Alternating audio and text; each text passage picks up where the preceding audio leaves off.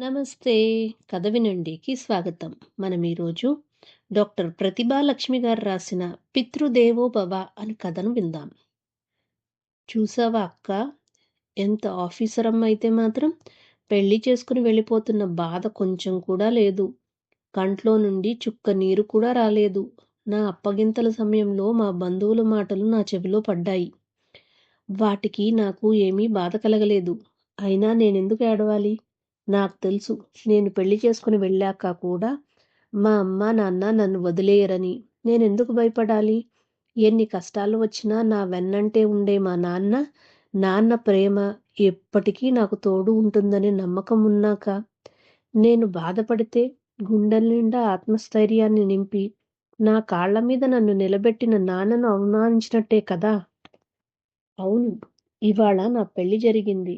ఎంతో అంగరంగ వైభవంగా. ఎందుకంటే ఇది ఒక మామూలు అమ్మాయి పెళ్లి కాదు. ఒక ఐఏఎస్ అధికారిది. అది మాత్రమే కాదు. నేను అందరూ అమ్మాయిలలాగానే పుట్టినప్పటికీ 8 ఏళ్ల వయసులోనే ముగియబోయిన నా జీవితానికి మళ్ళీ ప్రాణం పోసి నిలబెట్టారు మా నాన్న. సరిగ్గా 20 ఏళ్ల క్రితం ఒకే ఒక్క క్షణం, ఒక చిన్న పొరపాటు నా జీవితాన్ని మొత్తం అయోమయం చేసి అంధకారంలోకి నెట్టేయబోయింది. అప్పుడు నా వయసు 8 ఏళ్లు. స్నేహితులతో ఇంటి ముందు ఆడుకుంటూ, ఆ ఉత్సాహంలో తెలిసి తెలియని వయసులో ముందు వెనక చూసుకోకుండా బాల్ కోసం రోడ్డు మీదకి పరిగెత్తాను. అదే క్షణం వేగంగా వస్తున్న ఒక బండి నన్ను గుద్దేసింది. ఏమి జరిగిందో తెలిసేలోగా షాక్ వల్లనేమో నేను స్పృహ కోల్పోయాను. మళ్ళీ కళ్ళు తెరిచే సమయానికి మన్వీ మన్వీ అని మా నాన్నగారు గొంతు వినిపించింది. ఆ గొంతులో ఎంతో ఆవేదన, భయం, కంగారు, అన్నిటికన్నా ఎక్కువగా నా మీద ప్రేమ. ఆ ప్రేమే నన్ను మళ్ళీ ఈ లోకానికి తీసుకొచ్చింది అనిపించింది. నొప్పి, భరించలేని నొప్పి. ఆ వయసులో అప్పటి వరకు ఏ బాధ తెలియకుండా పెరిగిన దాన్ని నొప్పి భరించటం తెలియదు కాబట్టి గట్టిగా అరుస్తున్నా, వెక్కి వెక్కి ఏడుస్తున్నా. నాన్న, చాలా నొప్పిగా ఉంది నాన్న, ఏమన్నా చెయ్యి నాన్న అని అరుస్తున్నా.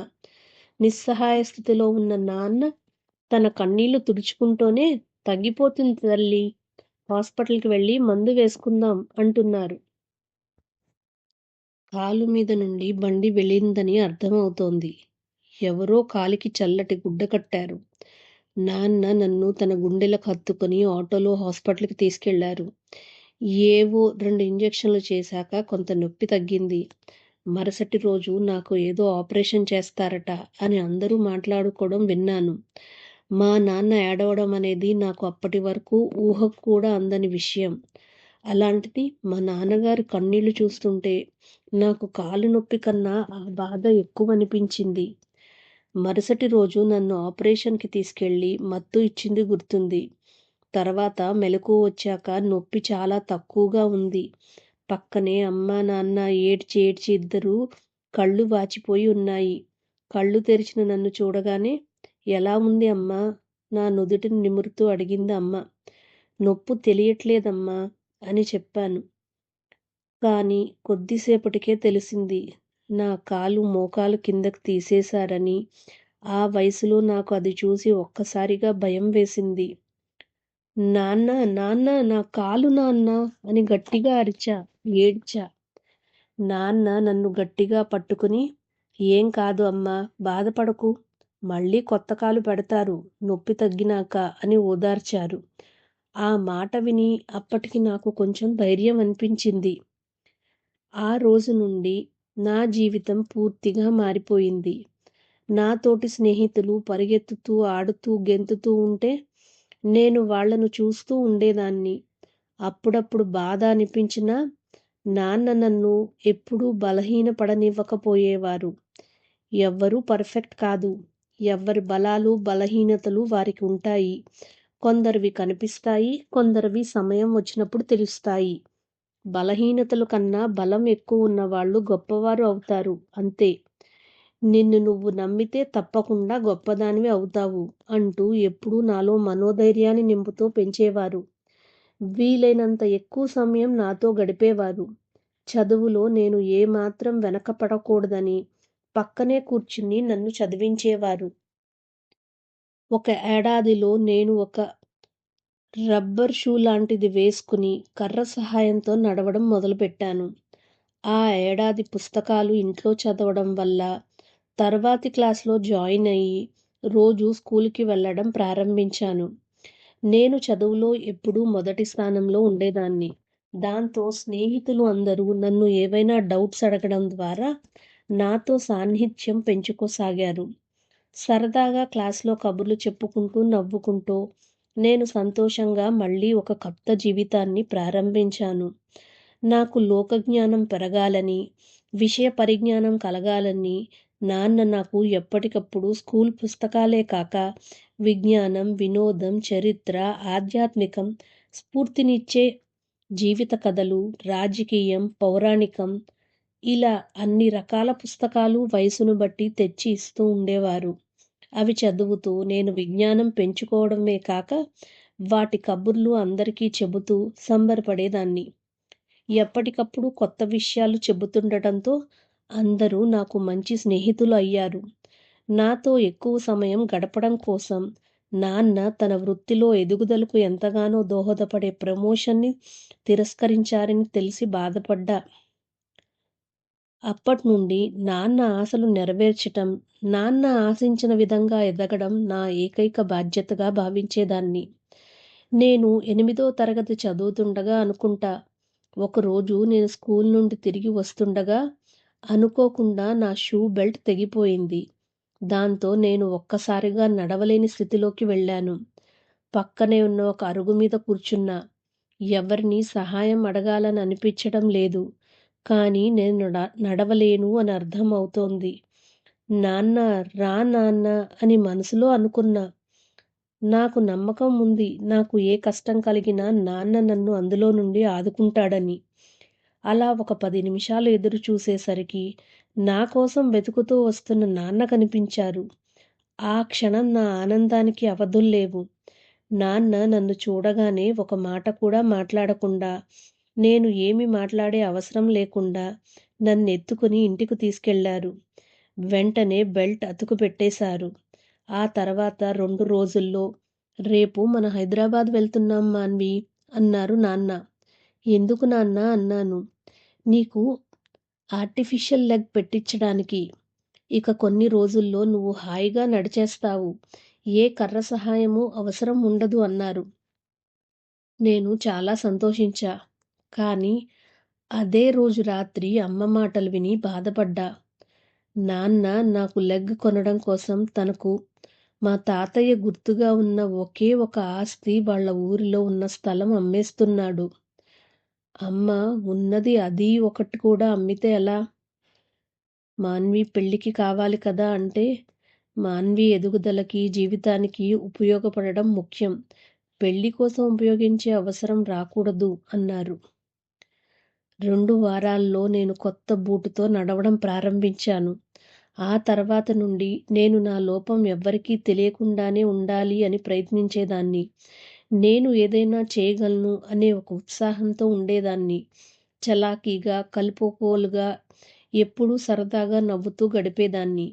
నేను డిగ్రీ 2వ సంవత్సరంలో ఉండగా, ఒకరోజు నేను కాలేజీ నుండి ఇంటికి వెళ్ళేసరికి ఇంట్లో ఎవరో చుట్టాలు ఉన్నారు.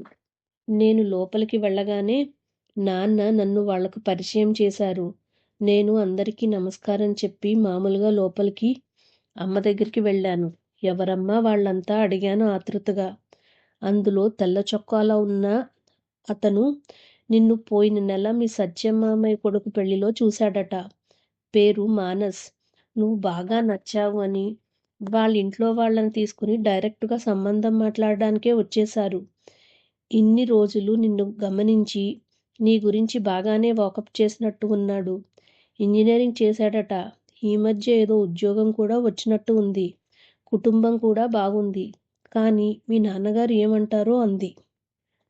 ఆ క్షణం నాన్నగారు ఒప్పుకోకూడదు అని గట్టిగా కోరుకున్నా. ఇంతకీ ఆ అబ్బాయి ఎవరో అని మెల్లిగా మళ్ళీ చూశా. చూడ్డానికి బాగున్నాడు. మంచి ఎత్తు, రంగు, టీవీగా ఉన్నాడు. నాన్న ఏమంటున్నారో వినే ప్రయత్నం చేశా. ప్రస్తుతానికైతే ఇదే నా నిర్ణయం. ఏమైనా మార్చుకుంటే మీకు చెప్తాను అన్నాడు నాన్న వాళ్ళకి నమస్కారం పెడుతూ. మాకు తొందరేమీ లేదు. అబ్బాయి ఒకసారి కలుద్దాం అని బలవంత పెడితే వచ్చాం అన్నాడు ఒక పెద్దాయన. అందరూ లేచారు. అబ్బాయి కళ్ళు నా కోసం వెతుకుతున్నాయి. నేను కనిపించగానే కళ్ళతోనే చిన్న చిరునవ్వుని, ఒక పలకరింపుని వదిలాడు. సంతోషమో, సిగ్గో, భయమో తెలియని ఒక వింత అనుభూతిని పొందాను. నా పెదవులపైన చిరునవ్వు వచ్చేసింది. కానీ నాన్న ఏది చేసినా నా మంచి కోసమే అని అనుకున్నా.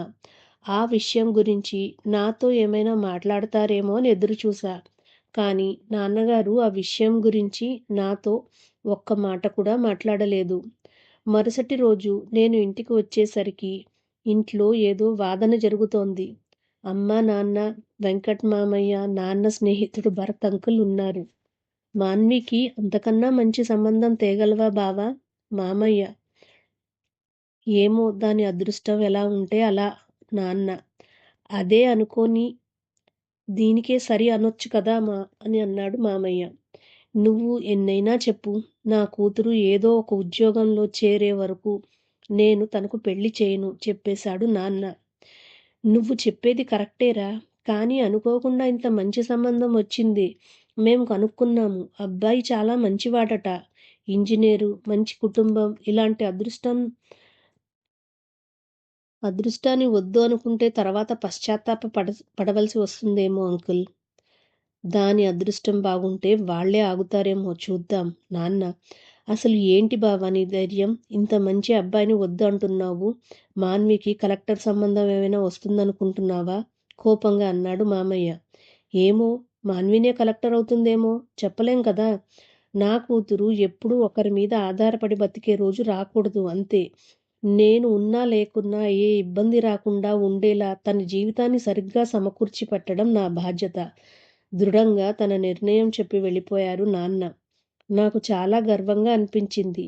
ఆ క్షణం నాన్నను చూసి ఎవడో ఒకడికి ఇచ్చి పెళ్లి చేసి తన బాధ్యత అయిపోయింది అనుకుని చేతులు దులుపుకోకుండా నా నిండు నూరేళ్ల జీవితం కోసం ఆలోచిస్తున్న ఇలాంటి నాన్న దొరకడం నా పూర్వజన్మ సుకృతమే అనిపించింది. నాన్న ఆశలను ఎప్పటికీ వమ్ము కానివ్వకూడదు. తను నా మీద పెట్టుకున్న నమ్మకాన్ని ఎప్పటికీ నిలబెట్టుకోవాలి అని ఇంకా గట్టిగా నిర్ణయించుకున్నాను. మరుసటి రోజు మా కాలేజీ దగ్గర ఆ తెల్ల చొక్కా అబ్బాయిని చూసి షాక్ అయ్యా. నా దగ్గరికి వచ్చి ఒక్క 5 నిమిషాలు మాట్లాడవచ్చా అని ఎంతో మర్యాదగా అడిగాడు. ఏం చెప్తాడో చూద్దాం అని సరే అన్నా. నా పేరు మానస్. నేను మిమ్మల్ని దాదాపు ఒక ఏడాది నుండి గమనిస్తున్నాను. ఈ మధ్య ఒక బంధువుల పెళ్లిలో చూసినప్పుడు నిర్ణయించుకున్నా మీతో కలిసి జీవితాన్ని పంచుకోవాలని. నాది ఈ ఏడాదే ఇంజనీరింగ్ పూర్తయింది. మంచి జాబ్ కూడా వచ్చింది. అందుకే అమ్మా వాళ్ళని తీసుకుని డైరెక్ట్గా మాట్లాడడానికి మీ ఇంటికి వచ్చా. అలా చేయడం తప్పు అనిపిస్తే క్షమించండి. ఇప్పుడే ఏదీ చెప్పలేను, మాట ఇవ్వలేను అన్నారు మీ నాన్నగారు. అది కూడా నాకు చాలా నచ్చింది. మీకు మీ నాన్నగారంటే ప్రాణం అని తెలుసు. ఉండాలి కూడా. చాలా గొప్ప వ్యక్తి ఆయన. మీరు ఒకరి మీద ఆధారపడే అవసరం రాకూడదు అనేది చాలా మంచి ఆలోచన. నేను మీ నాన్నగారిని, ఆయన ఆలోచనను గౌరవిస్తాను. ఒకే ఒక విషయం చెప్పడానికి వచ్చాను. మీరు పెళ్లి చేసుకోవాలి అని నిర్ణయానికి ఎప్పుడు వచ్చినా నాకు ఒక్క మాట మాత్రం చెప్పండి. నేను ఎదురు చూస్తుంటాను అని మర్చిపోకండి అన్నాడు. తను మాట్లాడుతుంటే ఆశ్చర్యం, ఆనందం కలిసిన భావనతో తనని చూడడం తప్ప ఒక్క మాట మాట్లాడలేకపోయా. చెప్పడం ముగించి తను లేచి వెళ్ళిపోబోతుంటే ఒక్క నిమిషం అన్నా. ఏంటి అన్నట్టు ఆగి తిరిగి చూశాడు. మీకు చెప్పడానికి మీ కాంటాక్ట్ నంబర్ అని అడిగా. ఓ సారీ అని చిన్నగా నవ్వి తన నంబర్ చెప్పాడు. ఆ రోజు నుండి సందర్భాన్ని బట్టి ఎప్పటికప్పుడు మాట్లాడుకుంటూ ఒకరికి ఒకరం ప్రేరణగా, మంచి స్నేహితులుగా ఉన్నాం. నాన్న ధైర్యం, మానస్ గైడెన్స్ కలవడం వల్లనే నేను సరైన పద్ధతిలో ప్రిపేర్ అయ్యా. గ్రూప్ 1లో మంచి ర్యాంక్ సాధించి ఐఏఎస్ హోదా పొందగలిగాను.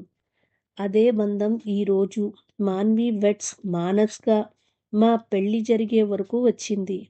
నా చదువు, నా హోదా, నా జీవితం కోసం అహర్నిశలు శ్రమించిన మా నాన్నకు నేను ఏమిచ్చి రుణం తీర్చుకోగలను? నాన్నే నా హీరో, నా దైవం. ఇన్ని ఒడిదుడుకుల్లో నాతో ఉండి నన్ను నిలబెట్టిన మా నాన్న ఇక మీద కూడా నాతో ఉంటారని నాకు తెలుసు. నేను కూడా మా అమ్మానాన్నలకు ఎప్పటినీ వదిలేయను. అలాంటప్పుడు ఏడుపు ఎందుకు రావాలి? అందుకే సంతోషంగా పెళ్లి చేసుకొని వెళ్ళిపోతున్నా. భయం లేదు, బాధ లేదు, బాధ్యత విడిచేది లేదు, బంధం వదిలేది కాదు. కథ సమాప్తం.